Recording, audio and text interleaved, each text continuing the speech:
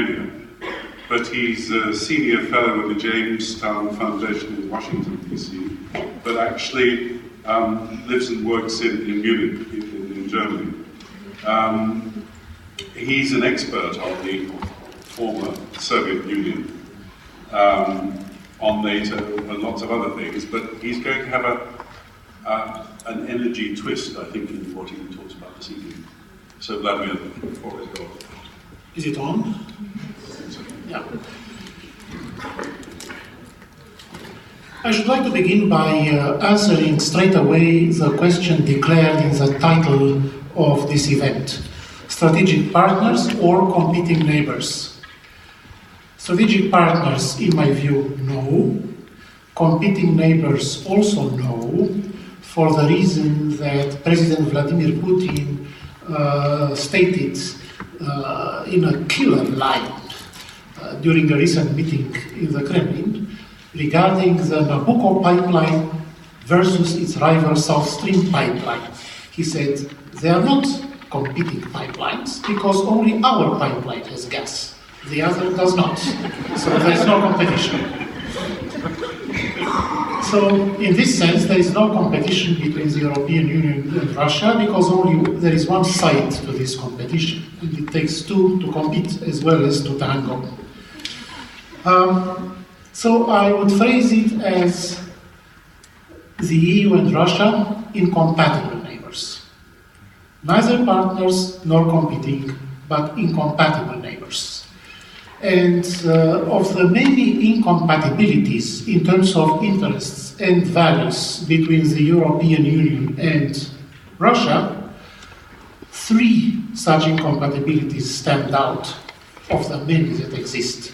And I would try to address those three incompatibilities within the time slot available. The first concerns the striking differences between the internal political systems of European Union countries on one hand and Russia on the other hand.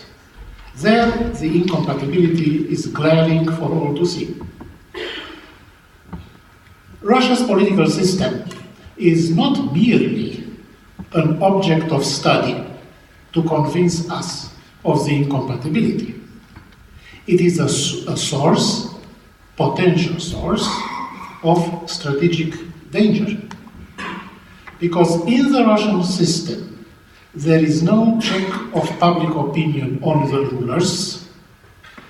There is no say by social groups or by legislature regarding the expenditure of public funds, including the windfall energy revenues, which gives the political leadership in the Kremlin a free hand to spend Russia's income, including the latest windfall energy income, as the Kremlin sees fit, without alternative proposals from the grassroots, and without checks on how the funds are spent.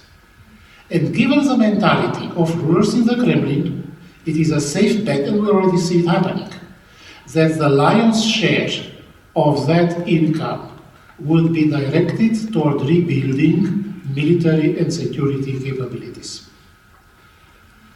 We see only the beginnings now, because the revenues began accruing only a couple of years ago with the skyrocketing increase in energy prices.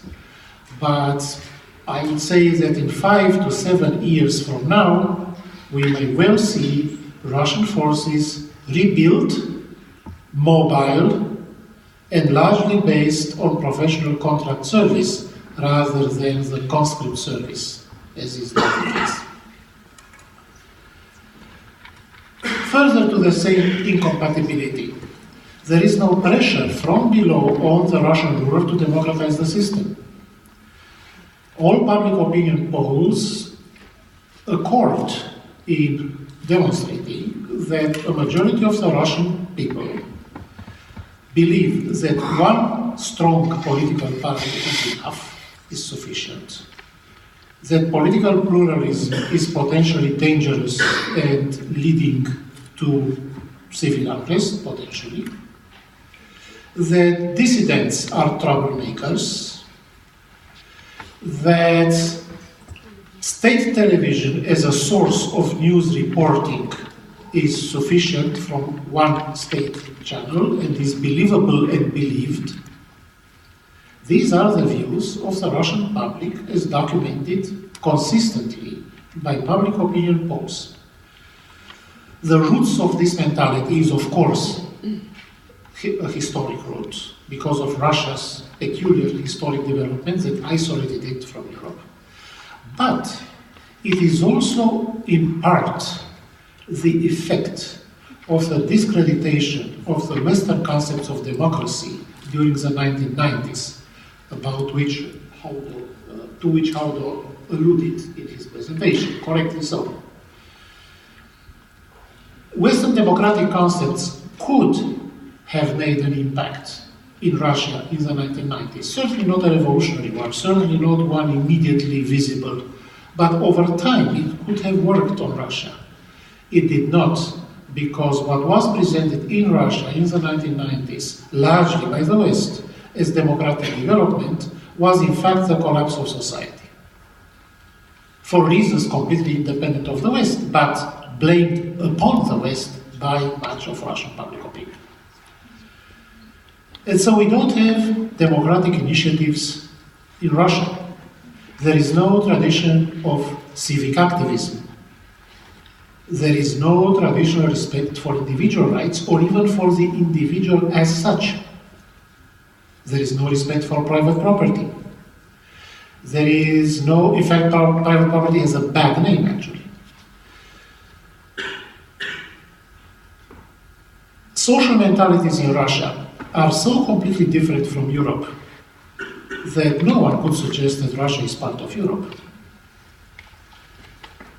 And this, in turn, leads to an incompatibility of vision regarding the historic development of Russia on one hand and on Europe, extended Europe, on the other hand.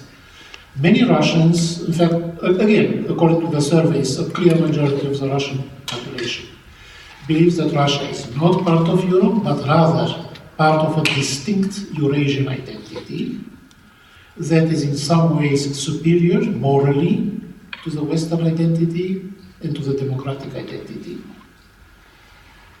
This mentality also has historical roots. It dates back to the concept in the 16th century of the Third Rome, after the fall of the First Rome, the Rome in Italy, and after the fall of the Second Rome, Constantinople, the Turks, in the 15th century. Russia imagined itself from the 16th century on to be the Third Rome, designed to introduce the real version of Christianity to the rest of mankind and to redeem the rest of mankind through superior moral force of the Russian people. Incompatibility there.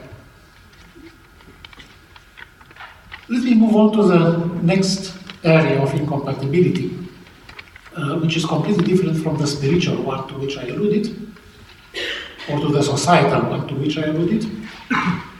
It is the area of energy. This is an entirely new contentious issue between Russia and Europe, and potentially Russia and other parts of the world, including the United States. Western policymakers were blind to the development of this incompatibility or of this contest over energy until just 2 or 3 years ago, although the situation was coming and analysts saw it coming, not Western policymakers and not Western publics. Now in the last couple of years, Western publics have become acutely conscious that there is a major contentious issue between the West and Russia on energy. But the precise definition of this problem and the necessary approaches to it seem elusive.